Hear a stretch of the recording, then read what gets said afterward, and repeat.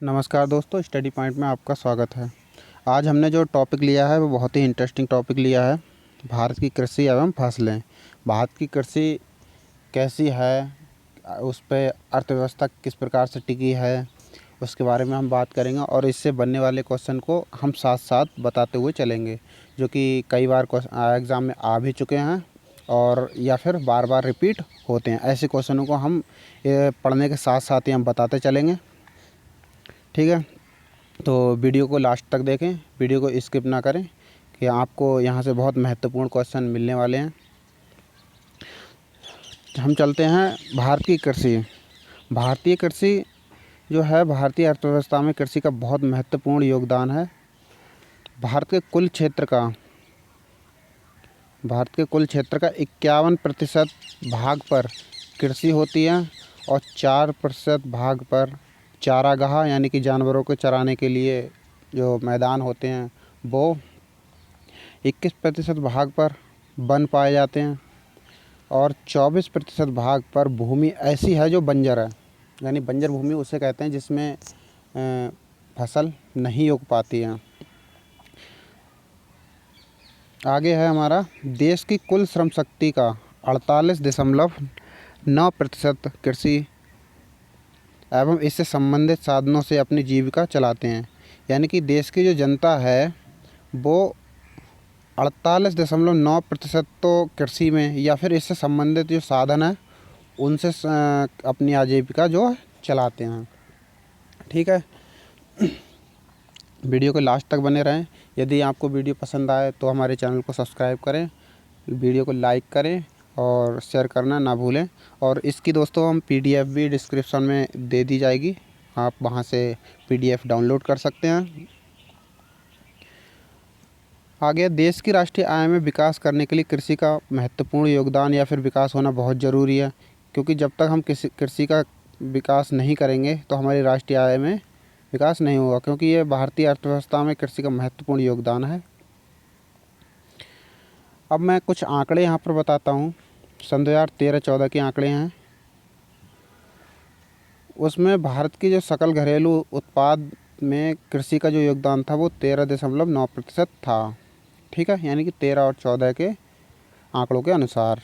ठीक है, प्रारंभ में भारतीय कृषि के विकास हेतु भारत सरकार द्वारा RRB, ठीक है, इसकी फुल फॉर्म होती है रीजनल रूरल बैंक, और नाबार्ड यानी कि national bank for agricultural and rural development. ठीक है, यहाँ पर मैंने इसको फुल फॉर्म भी लिख रखा है, यानी कि RRB की है रीजनल रूरल बैंक और नाबार्ड की है national bank for agriculture and rural development. ये इसकी फुल फॉर्म है। इन जो दो बैंक या फिर संस्थान का जो स्थापना की गई, उनको किसानों के लिए खेती करने के लिए ज़्यादा से ज़्यादा पैसा उपलब्ध कराना था, यानी कि लोन के रूप में उपलब्ध कराना था।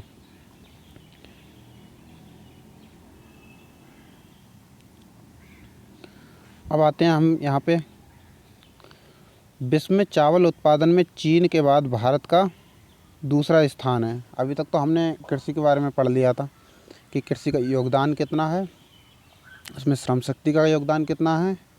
और अब आते हैं यहाँ पे फसलों के बारे में कि फसल कौन सी किस उत्पादन में भारत आगे है, किस उत्पादन में पीछे है, दूसरे नंबर पे, तीसरे नंबर पे, ये सब पढ़ते चले जाएंगे। तो विश्व में चावल के उत्पादन में चीन के बाद भारत का दूसरा स्थान है। ठीक है, बिल्कुल कंफ्यूज होने की ज़रूरत नहीं है कि अगर क्वेश्चन में आता है कि भारत का विश्व में कौन सा स्थान है चावल के उत्पाद में, तो दूसरा। ठीक है, पहला कौन सा है? चाइना। ठीक, चाइना। और भारत के खाद्यान्न के अंतर्गत आने वाले कृषि क्षेत्र का 47% भाग पर चावल की खेती होती है। यानी कितने प्रतिशत भाग पर होती है? खाद्यान्न के अंतर्गत आने वाले 47% भाग पर चावल की खेती है, जो कि भारत मुख्य खाद्य फसल है, जो कि भारत की मुख्य खाद्य फसल है।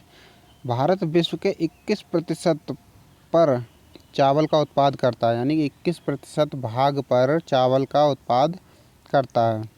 ठीक है, यहाँ से एक चावल के से रिलेटेड एक क्वेश्चन बनेगा कि भारत में सबसे ज़्यादा खाद्यान्न फसल कौन सी उत्पादन होता है? तो चावल, यानी वो उसको आगे हम पढ़ेंगे। अब है हमारा नेक्स्ट पॉइंट, विश्व में गेहूं के उत्पादन में चीन के बाद भारत का दूसरा स्थान है। यानी कि गेहूं के उत्पादन और चावल के उत्पादन में दोनों में चीन के बाद में भारत का स्थान दूसरा है। भारत विश्व का 14% गेहूं का उत्पादन करता है। भारत में कुल कृषि योग्य भूमि के लगभग 14% भाग पर गेहूं होता है। देश में गेहूं के उत्पादन में अब यहाँ पर कुछ राज्य दिए गए हैं। देश में गेहूं के उत्पादन में उत्तर प्रदेश का प्रथम स्थान है। ठीक है, ये पैदावारी की दृष्टि से है। लेकिन अगर प्रति हेक्टेयर के हिसाब से आ जाए तो हमारा आंसर आएगा पंजाब। बिल्कुल कंफ्यूज होने की ज़रूरत नहीं है। अगर आ जाए केवल कि गेहूं का उत्पादन किस राज्य में सबसे ज़्यादा होता है तो उत्तर प्रदेश में, और अगर आ जाए एक क्वेश्चन में कि प्रति हेक्टेयर के हिसाब से भारत का कौन सा राज्य गेहूं के उत्पादन में अग्रणी है तो हमारा पंजाब। ठीक है, नेक्स्ट चलते हैं। अब यहाँ तक तो हमने परिभाषा सुनी और उसको जाना।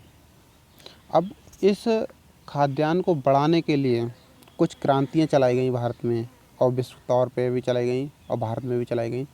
तो उन क्रांतियों का किस फसल पे ज़्यादा गहरा प्रभाव पड़ा तो उसको हम यहाँ पे पढ़ेंगे।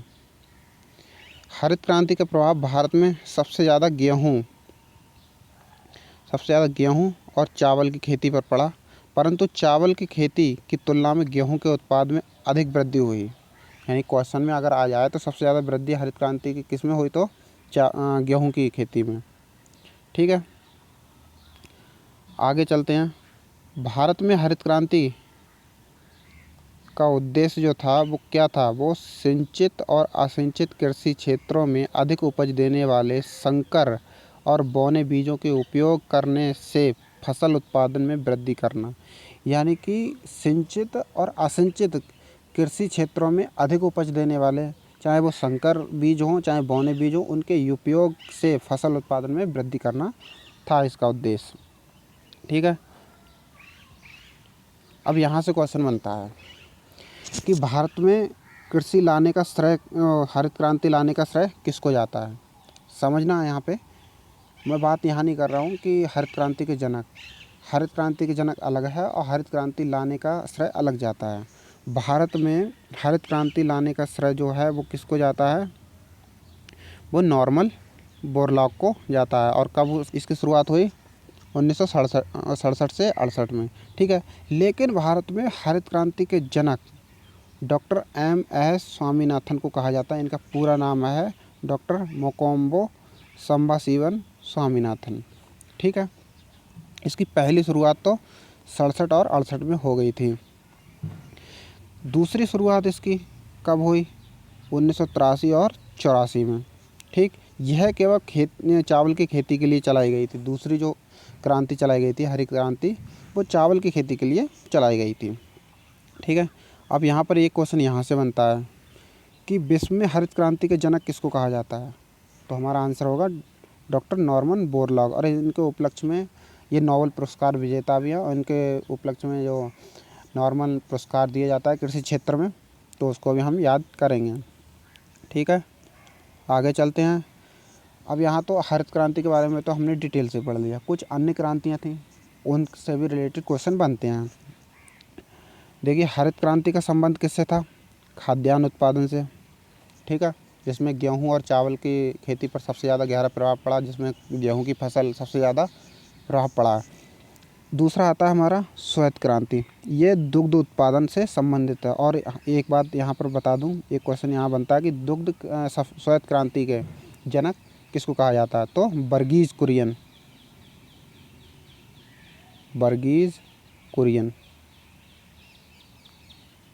को कहा जाता है। ठीक है, नीली क्रांति मत्स्य उत्पादन से होता है, यानी मछली उत्पादन से। भूरी क्रांति उर्वरक उत्पादन से। रजत क्रांति अंडा उत्पादन से। और पीली क्रांति तिलहन से। और कृष्ण क्रांति बायोडीजल से संबंधित है। ठीक है, अब कुछ क्रांतियाँ अन्य हैं, जैसे लाल क्रांति है, उसको टमाटर या मांस उत्पादन के लिए। ठीक है, गुलाबी क्रांति मछली उत्पादन के लिए। बादामी क्रांति मसाला उत्पादन के लिए। सुनहरी क्रांति फल उत्पादन के लिए। अमृत क्रांति नदी जोड़ों परियोजना उत्पादन के लिए से संबंधित हैं। ठीक है, आगे चलते हैं हम।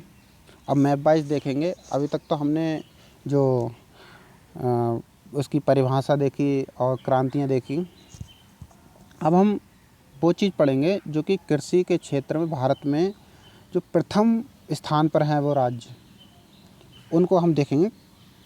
सबसे पहले हम चलेंगे ऊपर से, यानी कि जम्मू कश्मीर से। ये हमारा हिस्सा जम्मू कश्मीर का है, ठीक है। यहाँ से सबसे ज़्यादा केसर का उत्पादन होता है। किसका उत्पादन होता है? केसर का उत्पादन, ठीक है। अगर क्वेश्चन में आता है तो केसर का उत्पादन के मामले में प्रथम स्थान पे कौन सा है? तो जम्मू कश्मीर, ख़ास तौर से कश्मीर, ठीक। दूसरा हम यहाँ पढ़ेंगे उत्तर प्रदेश। हमारा ये है उत्तर प्रदेश, ठीक है। उत्तर प्रदेश कई फसलों में अग्रणी है। सबसे पहले आलू, ठीक है। और आलू की यहाँ बात आती है तो अभी बीएड के एंट्रेंस परीक्षा में ये क्वेश्चन आया था कि आलू किस भाषा का शब्द है। तो मैं आपको बता दूं, उसमें ऑप्शन था अरबी, उस पुर्तगाली, इंग्लिश, हिंदी, ऐसे ऑप्शन था। तो मैं आपको बता दूं, ये पुर्तगाल लेके आए थे, पुर्तगाली, ठीक है। पुर्तगाली लोग लेके आए थे इसको। कब लेके आए थे? 1498 में, 1498 में। और ये पुर्तगाली शब्द है आलू, ठीक है। तो कंफ्यूज नहीं होना है, अगर दोबारा से क्वेश्चन आता है तो पुर्तगाल, ठीक है।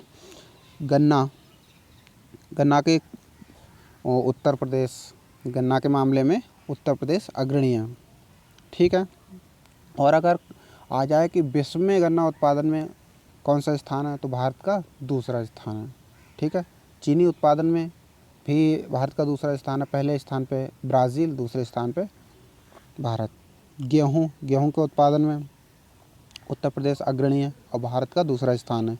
दुग्ध उत्पादन में उत्तर प्रदेश अग्रणी है, स्थान रखता है। और अन्य राज्यों की बात करते हैं। यहाँ पे हमारा है यहाँ पे पश्चिम बंगाल, यहाँ से यहाँ सटा हुआ पश्चिम बंगाल है, ठीक है। चूँकि यहाँ पर वर्षा 100 सेंटीमीटर से अधिक होती है, तो यहाँ पर दो खेती सबसे ज़्यादा होती हैं। एक तो जूट की खेती, जिसको सुनहरा रेशा बोलते हैं, और दूसरा चावल की खेती। चावल की खेती के लिए दो शर्त होती हैं। एक तो 100 सेंटीमीटर से अधिक वर्षा होनी चाहिए और वहाँ का तापमान अधिक होना चाहिए, ठीक है। तो यहाँ से दोनों हमारे क्वेश्चन बनते हैं। तो सबसे ज़्यादा चावल खेती कहाँ होती है? पश्चिम बंगाल में। और जूट का उत्पादन भी पश्चिम बंगाल में, ठीक है।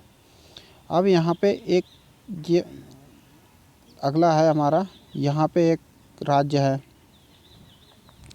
आसाम, ठीक है। आसाम में चाय का उत्पादन सबसे ज़्यादा होता है, ठीक।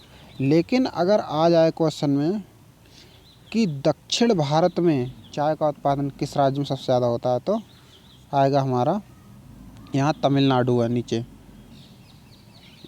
यहाँ चलेंगे, ये तमिलनाडु रहा हमारा। यहाँ तमिलनाडु में दक्षिण भारत का ऐसा राज्य है जहाँ पे चाय का उत्पादन सबसे ज़्यादा होता है, ठीक है। नेक्स्ट चलते हैं। हमारा ये रहा मध्य प्रदेश। मध्य प्रदेश से कई चीज़ें पूछी जाती हैं। सबसे पहला तो कि दालें कहाँ ज़्यादा उत्पन्न होती, तो मध्य प्रदेश में। तिलहन की खेती मध्य प्रदेश में, दलहन की खेती मध्य प्रदेश में, सोयाबीन मध्य प्रदेश में, और चना मध्य प्रदेश में, ठीक है। तो सोयाबीन, तिलहन, दलहन, चना और कुल दालों के मामले में मध्य प्रदेश अग्रणी राज्य है। कंफ्यूज बिल्कुल नहीं होना। अगर अरहर आ जाए, दाल तो अरहर भी है, लेकिन अरहर अगर कुल मिला के अरहर आ जाए तो हमारा आंसर मध्य प्रदेश ना होके ये होगा महाराष्ट्र, ठीक है। इसको आगे पढ़ेंगे हम।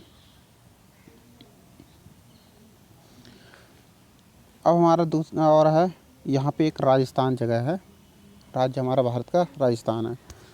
वहाँ क्या सरसों का उत्पादन सबसे ज़्यादा होता है, ठीक है। वहाँ से एक ही पॉइंट पढ़ना है हमको कि सरसों का उत्पादन सबसे ज़्यादा राजस्थान में होता है, ठीक। अब यहाँ उसके नीचे आते हैं, यह क्षेत्र में, ये गुजरात का क्षेत्र है। यहाँ पे कपास, मूंगफली, ये फसलें सबसे ज़्यादा गुजरात में पाई जाती हैं, ठीक है। एक क्वेश्चन भी आया था कि मूंगफली का उत्पादन सबसे ज़्यादा कहाँ होता है, तो गुजरात में, ठीक है। प्याज, अरहर, अंगूर और आम ये महाराष्ट्र में पैदा होते हैं और ये ये हाँ रहा महाराष्ट्र हमारा, ठीक है। क्योंकि अभी इसी साल प्याज का जो उत्पादन था वो नासिक में होता है, सबसे ज़्यादा कहाँ होता है, नासिक में, ठीक है। नासिक में बाढ़ आने के कारण प्याज की खेती को बहुत नुकसान पहुंचा, जिससे कि विदेशों से हमें प्याज मंगाना पड़ा था, ठीक है। तो हमको महाराष्ट्र से 4 पॉइंट पढ़ने हैं: प्याज, अरहर, अंगूर और आम, ठीक। अगला है हमारा कर्नाटका, ठीक है। यहाँ ये कर्नाटका, कॉफ़ी, सूरजमुखी, रेशम, ये कर्नाटक में ज़्यादा उत्पादन होता है, ठीक है। कॉफ़ी का जो संस्थान है, कॉफ़ी संस्थान केंद्र कुर्ग, ये कर्नाटक में ही स्थित है। यहाँ से क्वेश्चन भी बनता है कि कॉफ़ी संस्थान केंद्र कहाँ है, तो कुर्ग में। अगला चलते हैं हम। अब आते हैं बात यहाँ पे नीचे केरल की बात। यहाँ ये केरल रहा हमारा। तो प्राकृतिक रबड़, गरम मसाले, नारियल, काजू, काली मिर्च, ठीक है। यहाँ से हमको 5 पॉइंट याद करने हैं, यानी काली मिर्च, काजू, नारियल, गरम मसाले और प्राकृतिक रबड़। ये सब कहाँ पैदा होते हैं, केरल में सबसे ज़्यादा, ठीक है। अगला है हमारा आंध्र प्रदेश। ये हमारा आंध्र प्रदेश रहा। आंध्र प्रदेश किस फसल में अग्रणी है? एक तो हल्दी, तंबाकू और मक्का, ठीक है। अब यहाँ पे एक क्वेश्चन और बनता है कि तंबाकू को पत्तियों को सुखाने की प्रक्रिया को क्या कहते हैं? क्वेश्चन में आया भी है, तो इसको बोलते हैं हम क्यूरिंग, ठीक।